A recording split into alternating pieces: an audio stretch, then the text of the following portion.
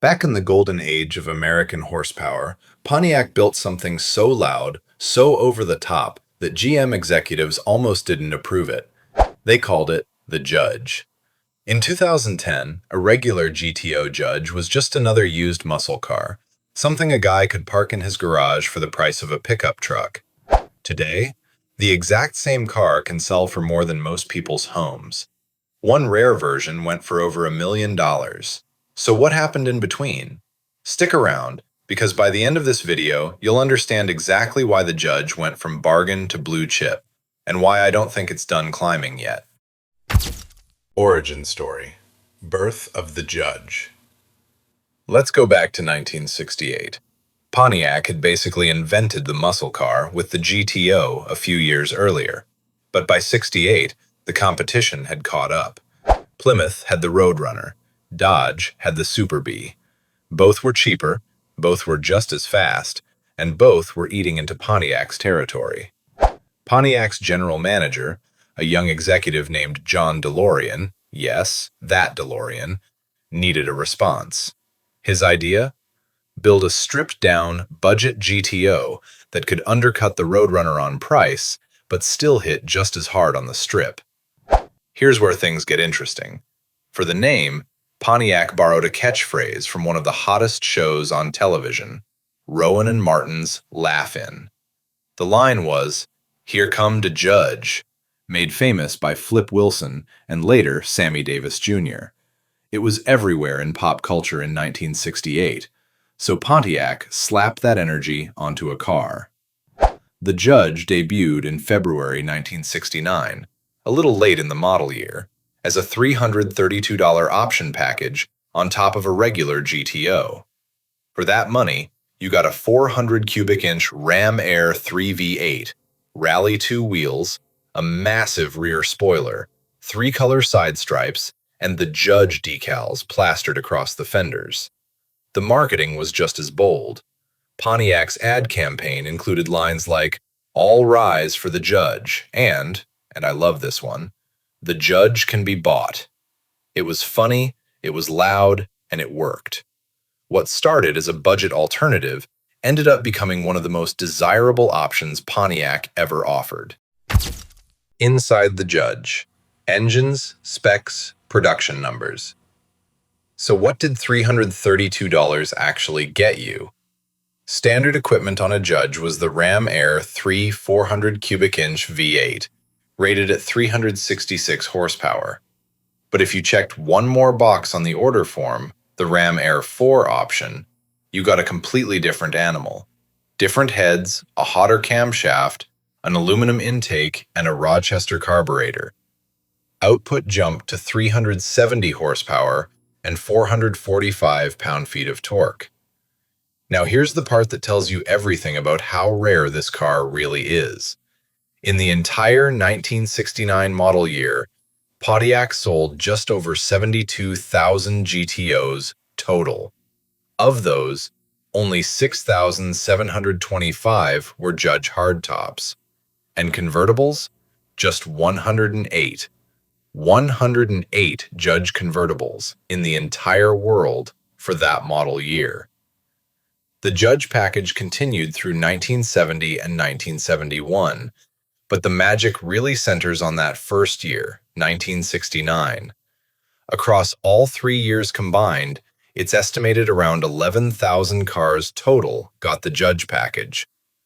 Compare that to the regular GTO, which sold in the hundreds of thousands across its production run. The Judge was always the rare one. And here's a fun detail. Even with all that performance, the order sheet for a '69 GTO still let you check boxes for things like a litter basket and a reading lamp. Picture that. A 370 horsepower street monster with an optional reading lamp. On the strip, performance that shocked Detroit. On paper, the Ram Air 3 Judge would hit 60 miles per hour in around 6.2 seconds. Quick for 1969, but not earth-shattering. The quarter mile is where it got interesting. A standard Ram Air 3 Judge ran the quarter in the low 14 seconds, sometimes high 13 seconds, depending on gearing and tires. But the Ram Air 4 cars were a different story. Car and driver tested one and ran it through the quarter mile in 13.7 seconds at 103.6 miles per hour. For a mid-size American sedan with bucket seats and air conditioning available, that was genuinely shocking performance for the era. How did that stack up against the rivals it was built to beat? The Road Runner and Super Bee were close, sometimes even slightly quicker in base form, but they didn't have the Judge's visual presence or the Pontiac handling reputation. Pontiac had spent years building a chassis that could actually turn corners, not just go in a straight line. That combination, speed, handling, and outrageous looks, is part of why the Judge built such a cult following. But the next part of this story is where things get crazy. Why Pontiac killed its own legend. The Judge package only lasted 3 model years, 1969 through 1971, and then Pontiac quietly dropped it. By 1971, insurance companies had started treating high-horsepower cars like financial liabilities. Premiums on cars like the Judge became so expensive that a lot of buyers simply couldn't afford to insure what they could afford to buy. Sales across the entire muscle car segment collapsed almost overnight. By 1974, the original GTO itself was gone. Pontiac kept the name alive on lesser cars for a few more years, but the era that created the Judge was over. For decades after that, these cars weren't collectibles, they were just old Pontiacs. Plenty of Judges got driven hard, wrecked, repainted, or had their big block engines swapped out for something more practical. Nobody was thinking about preservation, they were thinking about Monday morning. And here's the detail that makes this whole story feel almost scripted. Pontiac, the brand itself, was discontinued by General Motors in 2010. The same year, as it turns out, that the rarest Judge convertibles started quietly breaking auction records. The brand died right as the legend was being born. And this is where collectors started paying attention. 2010. When Judges were just used cars. Let's set the scene in 2010. The economy was still reeling from the financial crisis.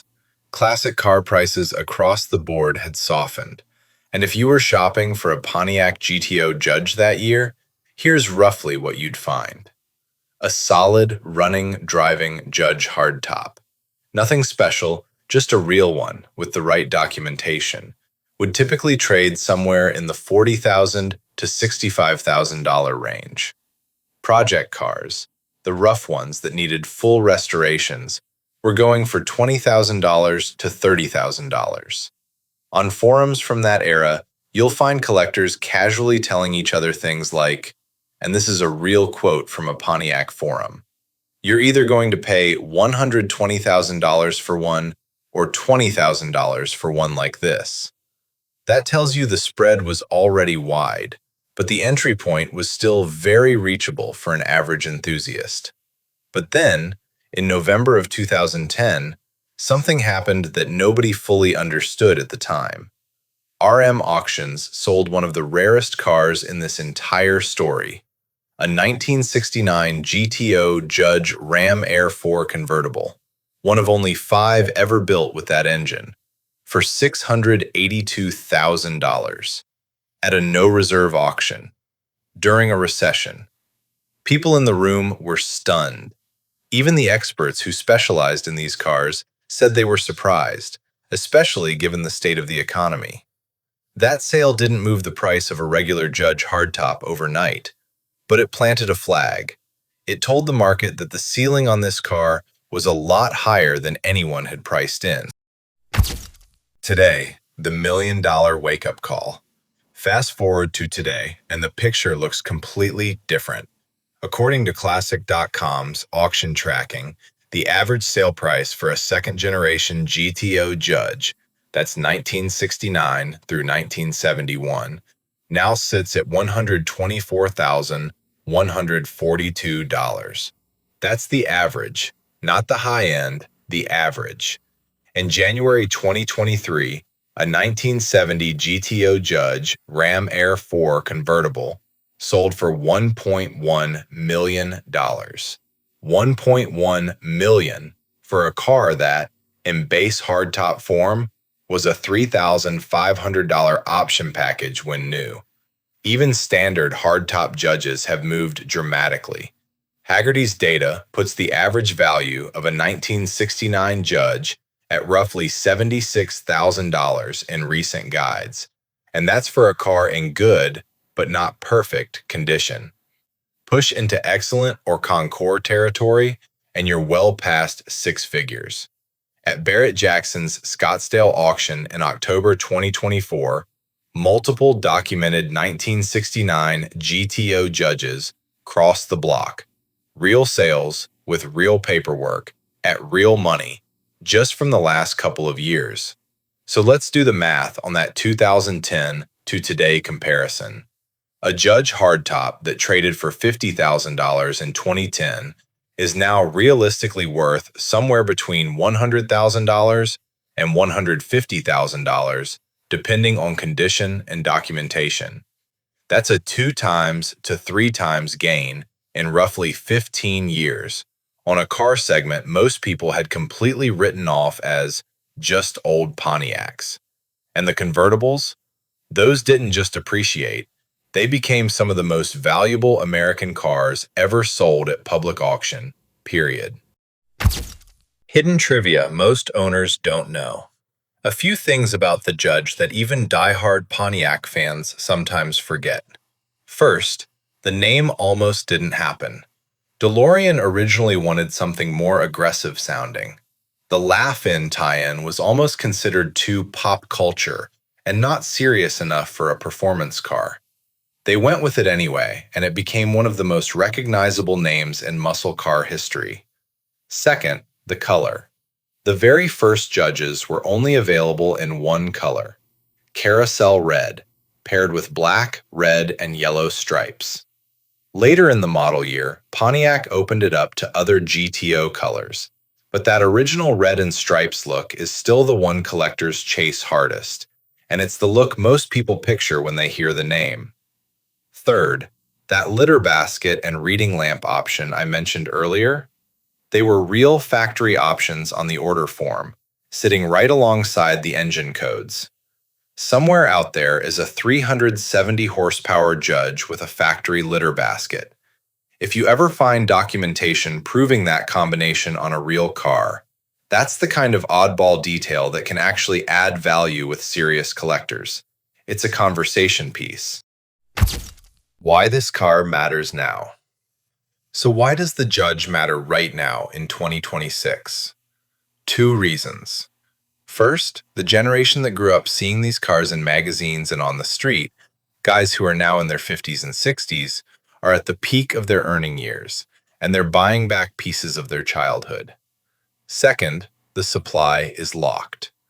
There will never be more 1969 GTO Judges built. Every year, a few more get lost to accidents, fires, or bad storage. The number only goes down. Combine permanently shrinking supply with a generation that has the money to chase nostalgia, and you get exactly what we've seen. A car that was a rounding error in the classic car market in 2010, becoming one of the headline acts in 2026. All right, that's the story of the Judge. Now I want to hear from you. Which car from this video surprised you the most? The 2010 prices or the 2026 prices? And is there another forgotten muscle car from this era that you think deserves its own deep dive on this channel? Drop it in the comments. I read every one, and a lot of upcoming videos on this channel come directly from your suggestions. If you enjoyed this, hit like, subscribe, and I'll see you in the next one.